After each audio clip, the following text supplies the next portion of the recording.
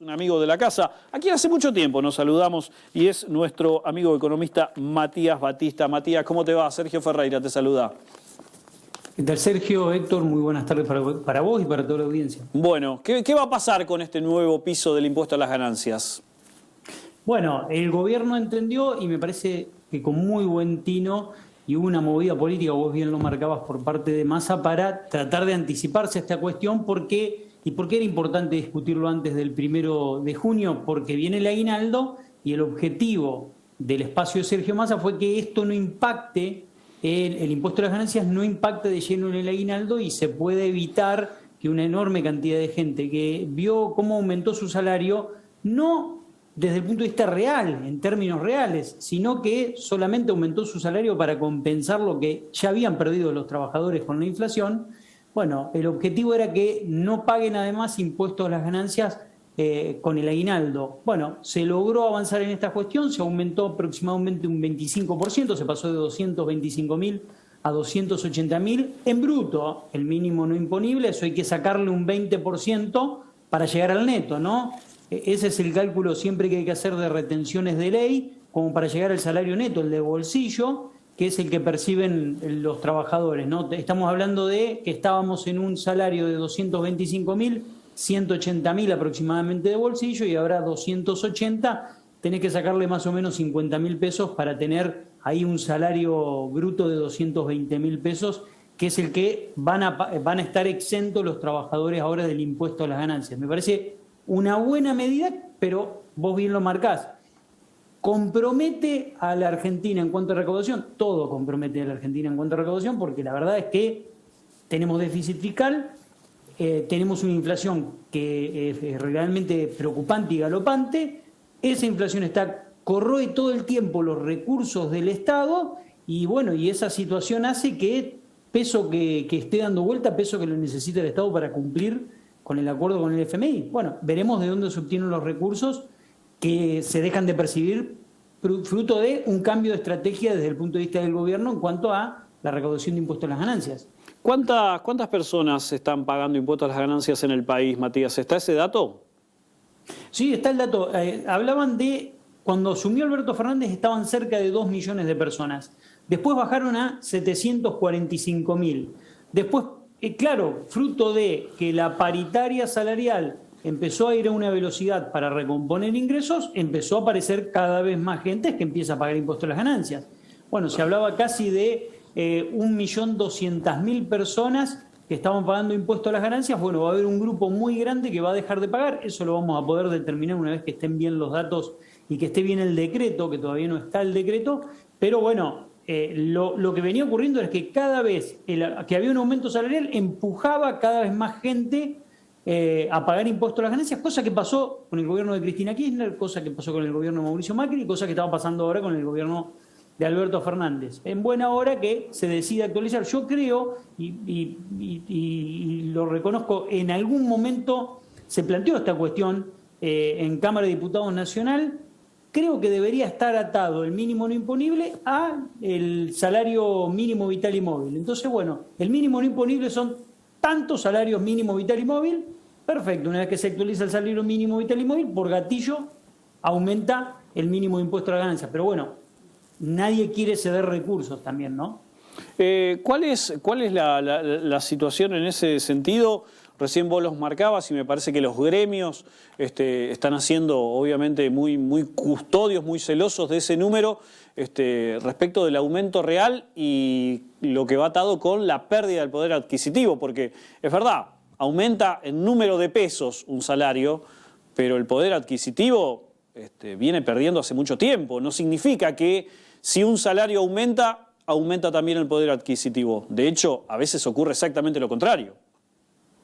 Un dirigente gremial que yo conozco dijo una vez: el aumento salarial es para recomponer lo que el trabajador perdió, no para para aumentar realmente. Para recomponer lo que el trabajador perdió, porque el aumento salarial en contexto inflacionario viene a eso. El aumento salarial que va sobre productividad, en el cual hay acuerdos por productividad en las empresas, a ese sí va a recomponer por arriba, pero el resto va siempre a recomponer lo que el trabajador ya perdió. En consecuencia, desde el año 2018 hasta la actualidad, pasaron alrededor de 44 meses, son 4 años aproximadamente. Los trabajadores tuvieron 30 meses de esos 44 salarios por debajo de la inflación. El aumento salarial estuvo por debajo de la inflación, perdieron con la inflación. En los trabajadores registrados, en los trabajadores informales, 37 meses estuvieron por abajo de la inflación y los trabajadores del Estado 34 meses por debajo de la inflación.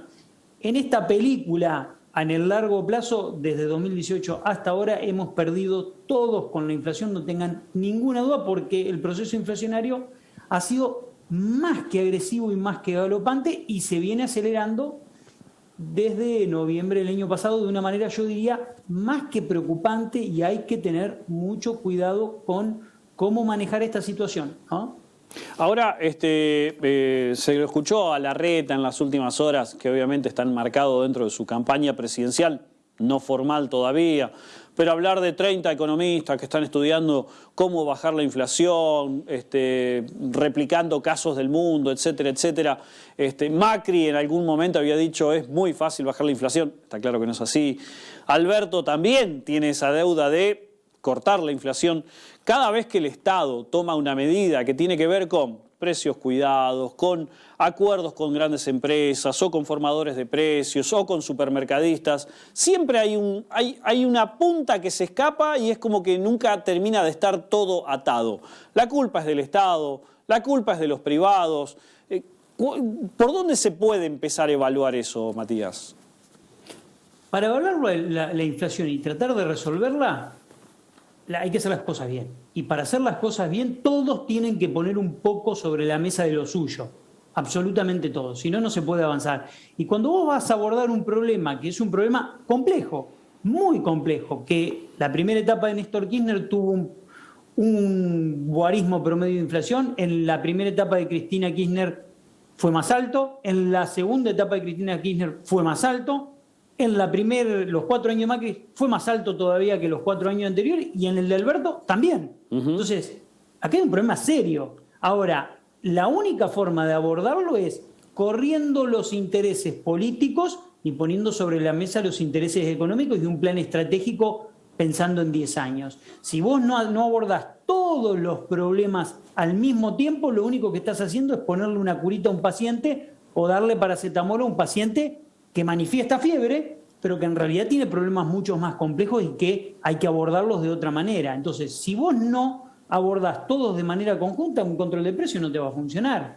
Si vos subís retenciones y es lo único que haces, es subir retenciones y seguís emitiendo dinero de la manera que emitís, tampoco lo vas a resolver. Entonces, cada cual tiene que ceder un poco y la clase política tiene que correr el interés político y colocar el interés económico por delante. Lo que pasa es que eso te obliga a un costo político.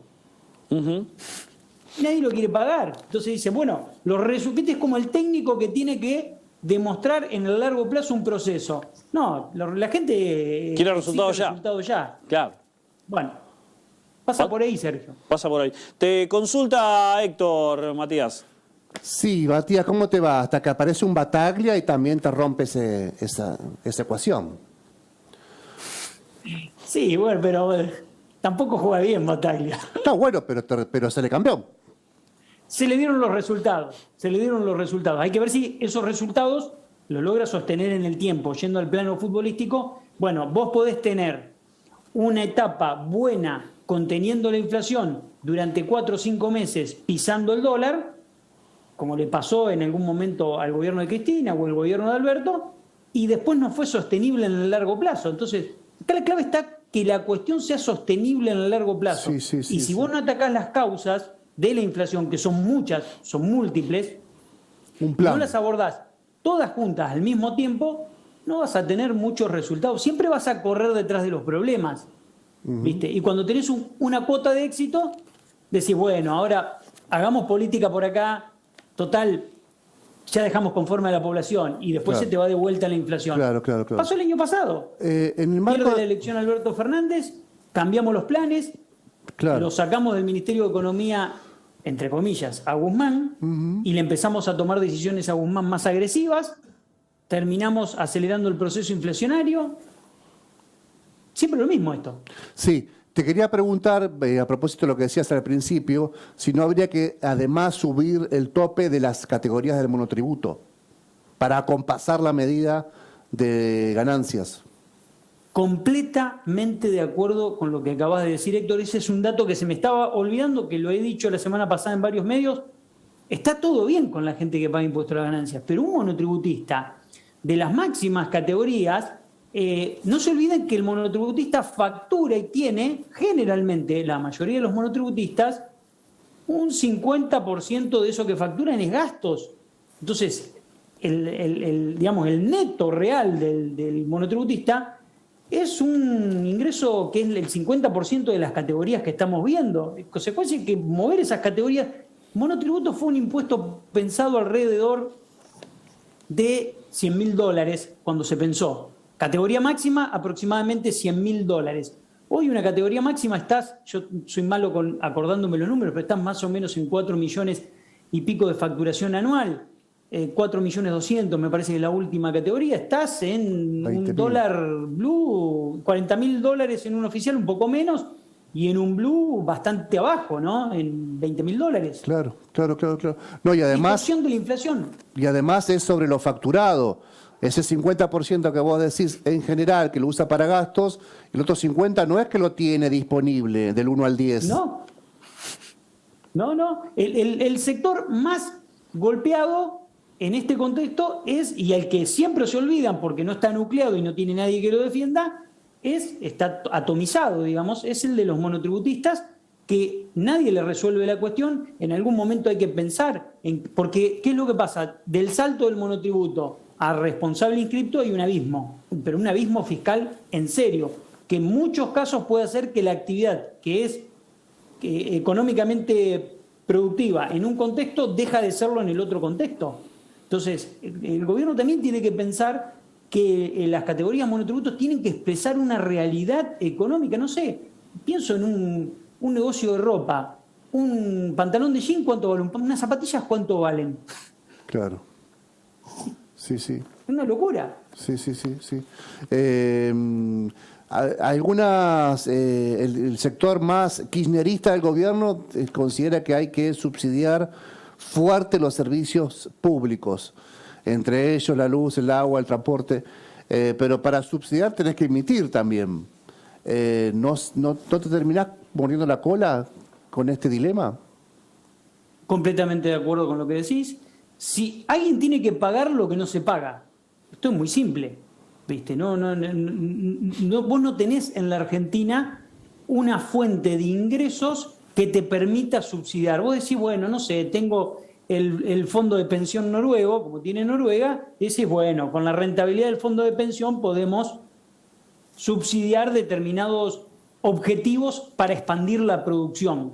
Ahora, el subsidio generalizado es comprarte un problema en el futuro, porque en algún momento después eso termina estallando.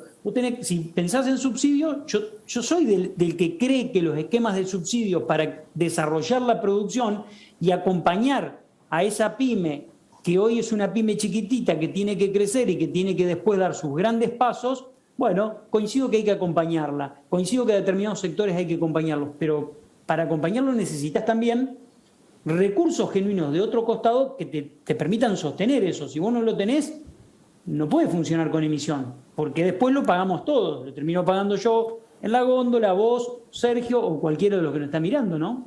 Uh-huh. Matías, ¿qué pasa con los precios? Recién hablábamos de la pérdida del poder adquisitivo, del salario en cuanto al aumento real, pero pérdida de poder adquisitivo no, en cuestiones que tienen que ver con lo placentero. Estamos hablando de pérdida de poder adquisitivo en lo diario, en los alimentos, por ejemplo. Claramente hay un aumento desmedido en los alimentos. El índice de inflación que nosotros escuchamos, 58.5, 58.2, es un promedio. Cuando vos vas a la góndola te encontrás con otra realidad completamente distinta. El IPEC, el Instituto Provincial de Estadísticas y Censos, hizo una publicación muy interesante esta semana de alrededor de 48 productos, de los cuales 4 de esos 48 están por debajo de los 100 pesos. O sea que el billete de 100 pesos ya tiene un poder de compra mínimo dentro de lo que es el esquema diario de los alimentos. Segundo lugar, dentro de esos productos, frutas y verduras, los que mayor aumento han tenido, estamos hablando de aumentos del 120%, hay componente estacional ahí, por supuesto, pero hay otros productos de frutas y verduras que aumentaron entre un 60, un 70, un 80%, algunos 150%, 130%. El tomate casi 100%, increíble. Estamos viendo la lista en pantalla. Es increíble el porcentaje. Increíble los porcentajes de aumento. Después viene todo lo que tiene que ver con panificados, todo lo que está vinculado al pan, que aumentó también un promedio entre un 35 y un 45% desde diciembre hasta abril. Estamos tomando meses, un tramo muy corto, estamos tomando un cuatrimestre. Un cuatrimestre, exacto. Un cuatrimestre, la verdad que es preocupante. Después viene todo lo que es vinculado al sector cárnico, que tuvo aumentos promedios del 35%, y después viene lo que menos aumentó, en el orden del 30%, leche. Entonces vos decís, nombramos leche, nombramos frutas y verduras, nombramos panificado y nombramos carne. Clave en la mesa de todos los argentinos, aumentando en un cuatrimestre casi un promedio, si lo tomamos por rango, un 60% el rango más alto, un 30% el rango más bajo, en un cuatrimestre. Es imposible que las cosas puedan funcionar bien de esta manera. El gobierno no observó un montón de cuestiones desde hace mucho tiempo y lo está pagando con creces, con una inflación que a esta altura es galopante y preocupante. Yo hoy hacía los cálculos a la mañana. Me está dando, ahora el mes de mayo, 5% para arriba vamos a tener de inflación. Cerró mayo, ya se dice que 5% para arriba, y que es muy difícil que junio, con los aumentos comprometidos que hay, esté por debajo también del 5%. Y hablábamos recién, antes de llamarte al aire, hablábamos de que la próxima factura de gas llega con 20% de aumento. Exactamente. Entonces, eso impacta ahora. Entonces, para que la Argentina tenga una inflación del 70% en este año 2022, necesitamos que la tasa de inflación promedio de julio a diciembre, o sea, segundo semestre, esté en el orden del 3.7%. Algo difícil de conseguir en este contexto con tanta inercia, ¿no? Sí, tal cual, tal cual. Cuidado. Tal cual. Matías, ojalá te hubiésemos llamado para preguntarte si tenías libre el fin de semana y comer un asado y no para esto. Pero bueno, no se puede. No se puede. Lamentablemente es así, es así. La Argentina va de banquinazos en banquinazos y siempre pasa lo mismo. Siempre vienen los salvadores, los que tienen los equipos económicos. Lo escuchaba ahí que hablabas de la reta, tiene el equipo económico. Bueno, ¿por qué no se lo dio a Macri ese equipo económico? Claro, tal cual, tal cual. Matías, muchísimas gracias por tu tiempo. Gran abrazo.